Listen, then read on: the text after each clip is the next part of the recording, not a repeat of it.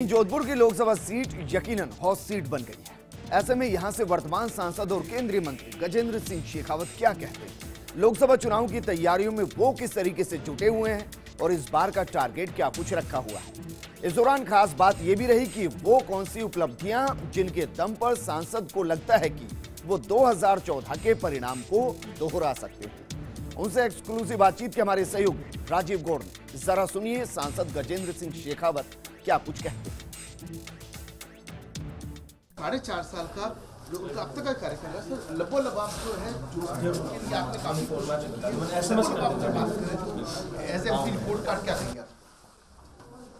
तो मुझे लगता है कि मेरा रिपोर्ट कार्ड मैं ही बनाऊं तो ठीक नहीं रहेगा। मेरा रिपोर्ट कार्ड जनता बनाएगी जोधपुर की, और जोधपुर की जनता ही डिसाइड करेगी कि रिपोर्ट कार्ड क्या है।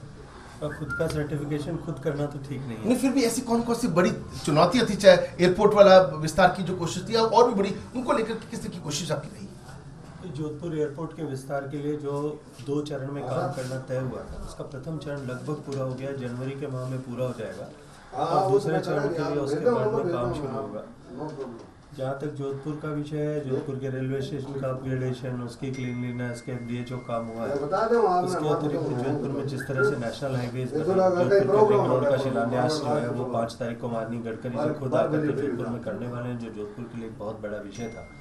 जोधपुर एम्स का विस्तार अपने आप में पूरे मारवाड़ के लिए बहुत बड़ा विषय था, जो बिल्कुल रुका हुआ था। उसको सैंक्शन करा करके उसके लिए जो 67 एकड़ ज़मीन जो है उसकी स्वीकृति प्रदान करा दी है, ज़मीन एम्स को ट्रांसफ़र कर दी है, और उसके सेकंड फेज़ का शिलान्यास भी आदरणीय जेपी नड्डा साहब वो शीघ्र ही करने वाले हैं। मुझे लगता है कि जनवरी के दूसरे सप्ताह में किसी एक दिन आकर के वो भी उसके दूसरे फेज़ का शिलान्यास करेंगे। जोधपुर वालों के लिए अत्यंत प्रसन्नता का विषय होना चाहिए कि हिंदुस्तान में कुल जितने एम्स दिल्ली के बाद में बने, आज जोधपुर के एम्स को हमने जिस तरह से उठाया और जिस तरह से उसका सहयोग करके काम किया है, आज जोधपुर का एम्स देश का पहला दिल्ली के बाद में सबसे ज़्यादा विकसित और सबसे ज़्यादा प्रगति के पथ पर बढ़ा हुआ एम्स है, जिसने सबसे पहले पोस्ट ग्रेजुएशन कोर्सेज शुरू किए हैं देश में। आज हम लगभग सारे डिसिप्लिन में काम कर रहे हैं, अनेक सारे विषयों पर। लोकसभा चुनाव के लिए कितनी तैयार? लोकसभा चुनाव की तैयारी जिस दिन 2014 के 16 मई को परिणाम आया था, 17 मई 2014 से लोकसभा चुनाव 2019 की तैयारी प्रारंभ हो जाती है। लेकिन कहते हैं जब विधानसभा चुनाव को पार्टी जीती वही लोकसभा में जीतती है, आपको कोई संशय?